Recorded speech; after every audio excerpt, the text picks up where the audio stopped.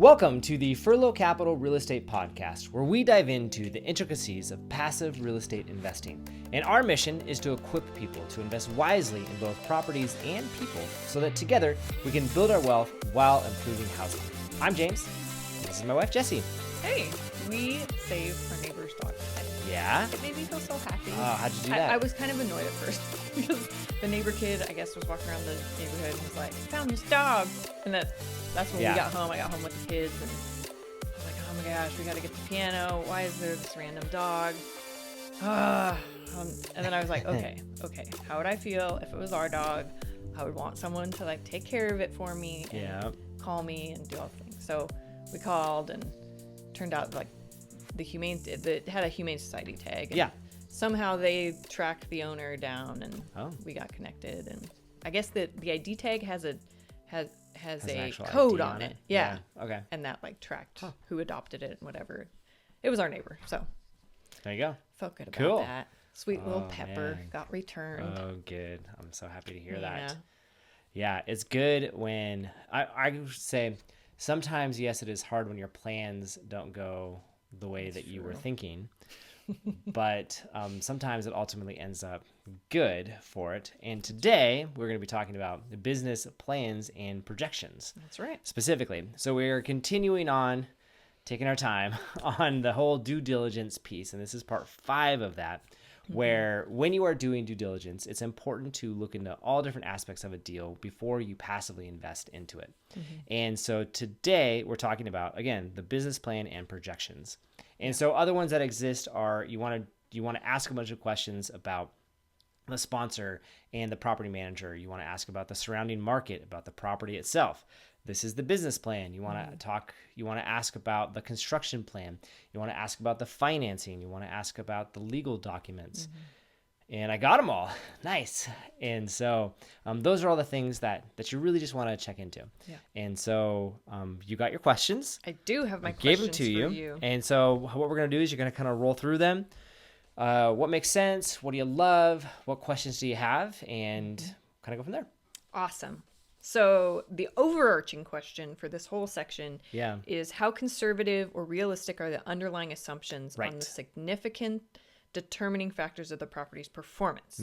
So say that sentence in like, I don't know, a more simplified, like normal person way. So the business plan, usually it's a massive spreadsheet with a whole bunch of numbers in there. And what you want to know is, are they reasonable? And by how much? And another way to say it is, are they also conservative? And in what areas? Okay. That's what you're trying to figure out. So, or is it someone just had fun with the spreadsheet and they just kind of went, you know what? Yeah, they 6 made it look sounds like a really good number, so I'm going to put that in. Yeah. So you're double checking that they actually thought through the numbers and made a plan for how this could be profitable to you. Yeah. Okay.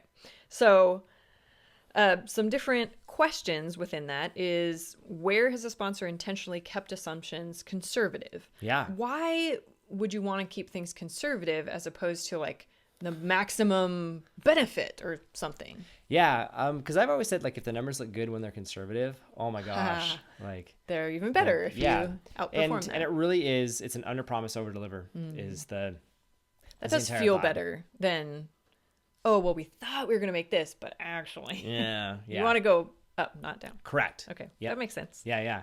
And you want to ask, and they should know where they've done that. And like, usually when you ask me, I'm like, well, I did it where the rent values are.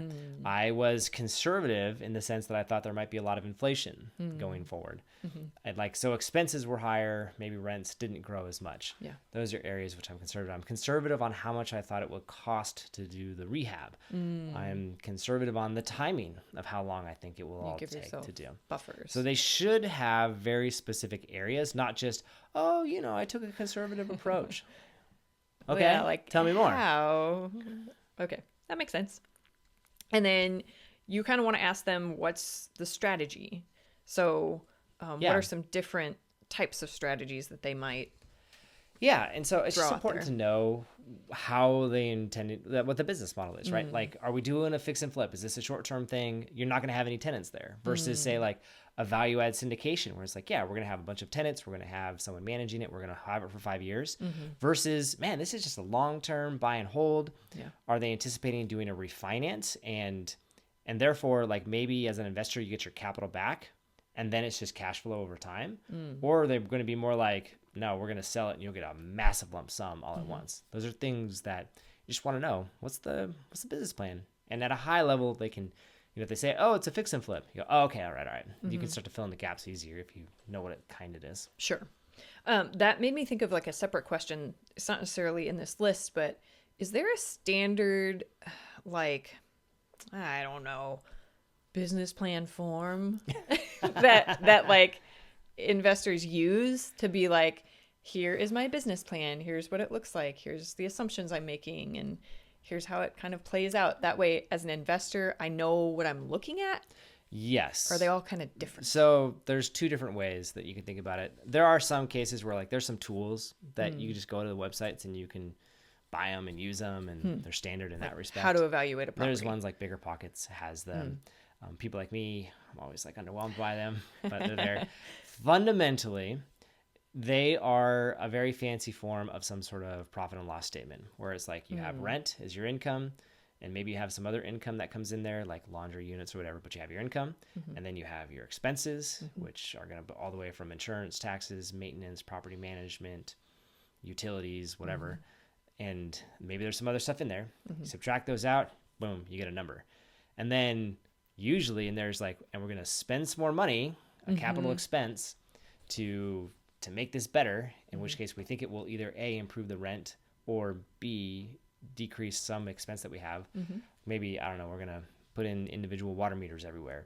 It's a lot of money, but now that entire line item is gone from our P&L, that kind of thing. And so, but fundamentally, it's, you got revenue at the top, expenses, just like any business. Yeah. And so a lot of them, there's some form of that. And where they get tricky or can be more sophisticated is how well those inputs automatically adjust and react to each other.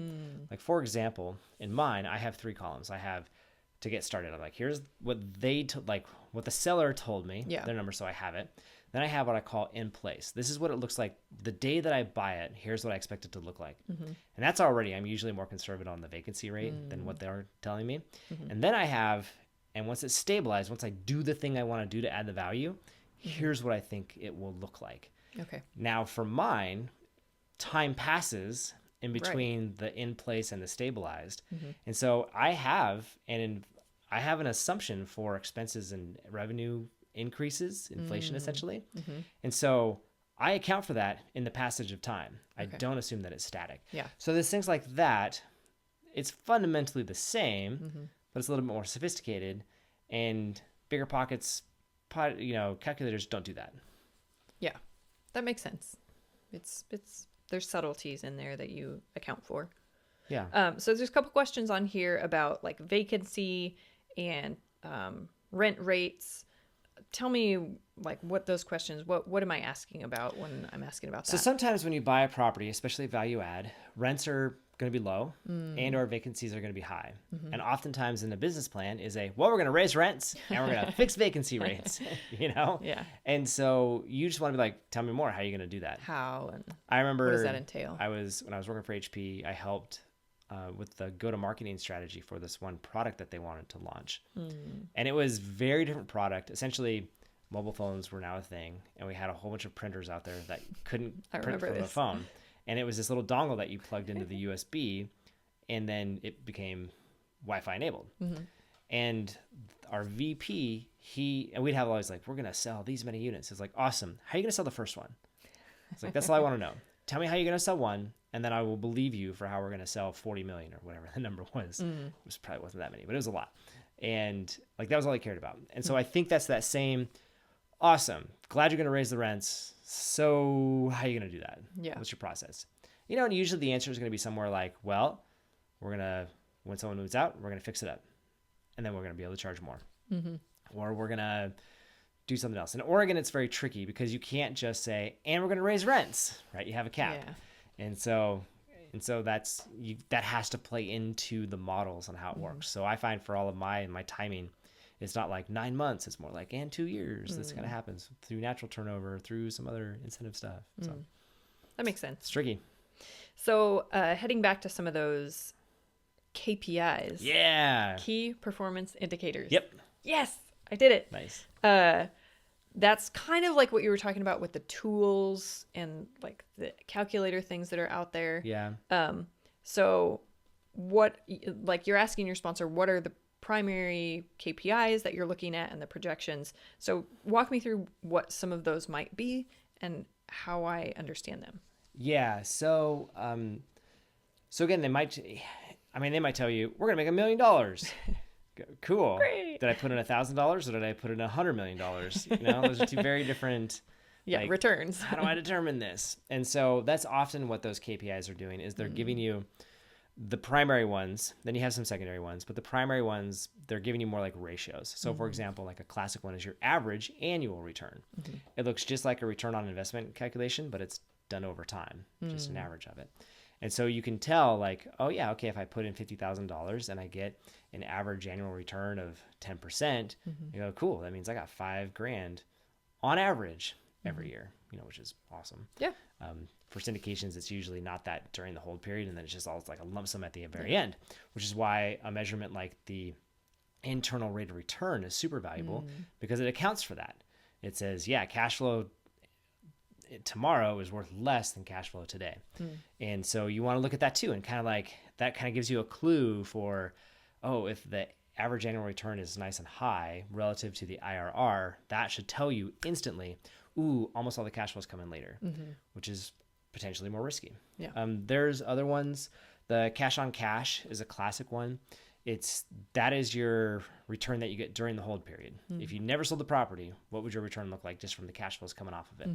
That's the number that you and I cared a whole lot about when we first got started, because we had the assumption we're never going to sell these things. Yeah. And then the equity multiple, that's a simple ratio. If I put in this much money, how much more do I get? If the answer is like a 2x, if I put in $50,000, that means I get $100,000 when it's done. Okay. So those are just some of the, again, they're ratios, Yeah. right? And it helps you compare different investments. So if I'm talking with a sponsor, I should have a fundamental understanding of each one of these, as far as like what this number is telling me. Yeah. But my sponsor should be able to calculate each one of these accurately, right? Yeah. Yes. Okay. They should. I mean, that's kind of the assumption that I'm making here, is saying, okay, you should have some of these key performance indicators And for me, in your projection. I've had other people approach me about investing with them, and talking to my investors to say, hey guys, here's this project, let's go in it. And I'm instantly like, yeah, give me some of these KPIs. I want to know what they are, and I want to see your model, and I want to know where it's like, I very quickly go to this. The measurables. And if they don't give them, like, dude, yeah. it's a non-starter. All right. Another question you might ask your sponsor is, what are the major risks of this offering? Yeah, so that's a big one. What are some potential risks that I should be looking out for, or that they might bring up? Yeah, and that's such a big question, because that's, at the end of the day, investors, they don't want to lose their money, which I get. Right. And I mean, they would rather do a bad deal where it breaks even than do a good deal where there's a high risk that they lose their money. And so, yeah, you got to be ready to, and really what it is, it's you as a sponsor being like, yeah, I was able to look at this objectively and see where the risks are. And you're going to find them all across the business plan. There's going to be a risk on the revenue side. Will we hit our numbers, right? There's going to be a risk on the expense side. Is there something coming up? Will taxes mess around with us? Will there be some sort of change that affects that side of it? You're going to see another risk usually on the construction plan. It takes longer than we thought. It costs more than we thought. It wasn't as good as high quality as we thought. So those are going to be your general areas. Okay. And ideally what you see is, this is a risk. Here's how we've mitigated it. Things like that, I think are. So the bigger thing that you're asking is have you thought through possible risks and what you might do if they come up? Yeah. That makes sense. Yeah. And I found those to be some of the more fun conversations that I have with investors because they're testing, right? They're Yeah. like, What about this? Oh, 100%. I've sat in meetings with that. Yeah. And yeah, it's just Well, kind of fun. what to be like, if "Man, there's a yeah." major earthquake? It's a legitimate okay. question. One of the ones that I've answered is, what happens if I die? Yeah. That's a risk. I go, well, I got this thing called key man insurance that I get for my deals that there's a big payout if I do. And it's enough to pay someone else to just dispose of the property, call it good. And everyone gets at least their guaranteed return from it. Yeah. And so, yeah, there's things like that you want to have thought through. Yeah. All right. It's a risk. It is a risk. It's not one that like jumped right to my head, but it's that's a risk. Another question, a possible question is like, have you planned to have enough reserves in case something happens? And so I think you can see there's kind of a pattern here, right? Yeah. Have you thought about the bad stuff Have you thought about happening? this? What are you going to do about it? Yeah, I love in Jim Collins's book, I believe it's Great by Choice. He talks about a concept of productive paranoia. I think that's the one. And he talks specifically about how Bill Gates had that. Where when Microsoft was top of the world, it was like, he was like, we got to look out, guys. People are coming for us. And he was paranoid about all this stuff, but it was productive. He was able to do stuff about it and ultimately set himself up in a really good spot to avoid the death line is how he talks about it. In terms of like, you lose your money and you're done. You can't play the game anymore. And so that's what you as an investor are doing right here. You are practicing productive paranoia. And so asking things like, do you have enough reserves? It's like, are you there just in case? Yeah. We hope you never have to touch it. Sure. But which I build into all my deals. And there's some times where it's just like, oh my gosh, it's such a big number. But like, yeah, better in the end, because when you don't have to touch it, that's good. Yep. You have the buffer. Yeah, exactly. Have the extra. And then just this last area is thinking about like different fees or structuring fees and how that's included. So you would probably want to ask your sponsor something like, are the sponsor fees included in these projections and what does that look like? So there's a bunch of kind of sub questions. So maybe touch on that a little bit if someone were asking about fees. Yeah, because there's different ways to structure it, I'm like sure. when I was talking about some of those bigger returns, there's different times in which you can calculate them. Like you could have a project level internal rate of return. Okay. But then you as an investor maybe only own a portion of it. Like maybe the sponsor owns 20%, you as the passive investors own 80%. So you only get 80% of that IRR, but you're putting in 100% of the money or close to it. And so the project rate of return isn't the same as yours. Yeah. And so it's just, you got to pay attention to which number am I reading? Yeah. And sometimes it's unscrupulous sponsors. Sometimes it's just they make a mistake, man. They grab the wrong number because they are looking at all of them. Yeah. Because I know I have them all in my spreadsheet because I am curious about like, what is the project level at? Because that informs one of my dials that I can play with in terms of the return on equity stuff. And so you just got to watch out for it. Yeah. And and maybe they have a fee, and they probably have a fee. And the question is, when does that number come in? And are all those numbers calculated afterwards? Mine's an easy, like, yeah, it's all afterwards. So that just made me think, I know my answer. If I were talking with a sponsor and I wanted to see some, like, behind the curtain, I guess, as to, like, how did you do your calculations? And what does it look like for the project versus me versus how much you're getting versus all the investors? Like, you as a sponsor, are you willing to share that with investors? Oh, yeah. Okay. I would expect my sponsor to be willing to share that. Otherwise I'd be like, what are you trying to hide? Like, what do you not want me to know? You know, but yeah, I could see some sponsors being like, I don't want to show you everything. Yeah. I don't typically just hand out the spreadsheet, Sure. but if they have specific questions. I will usually make very long videos. Okay. I go, hey, let's walk through this. Yeah. Here are my assumptions. Here's how I came to it. Yeah. And for some of the bigger projects, like those are half-hour long videos, and people watch the entire thing. I'm always like, whoa, okay, cool. Well, I mean, if they're, because I'm amazing at presenting, but there's probably a piece of that, but I mean, it's They also an wanna know. investment to them. Yeah. And so they're like, well, if I'm putting $50,000, $100,000 into this, I want to make sure that I'm getting the right returns, that I understand the investment, that I can trust that you did your due diligence. And so that's good. Yeah. And so that's usually, I find that's the most fruitful way to do it. Like, dude, I'll just walk through the spreadsheet. Like, let me show it all to you. Yeah. And here's the plan. Yeah. And part of it is I do all the things. I'm conservative. I feel good about it. I don't, there's nothing to hide. And so I'm like, here it is. Right. And there are places where I'm like, yeah, all right, maybe this isn't the most conservative thing ever. All right. Like, it's okay. Yeah. There's a risk.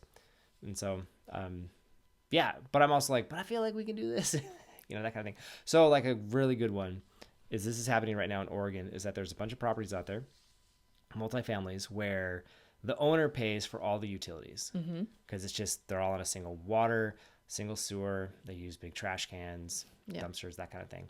And the current thing that, because rates are what they are and cap rates are super low and interest rates are high, one of the moves is to say, we're going to start billing that back.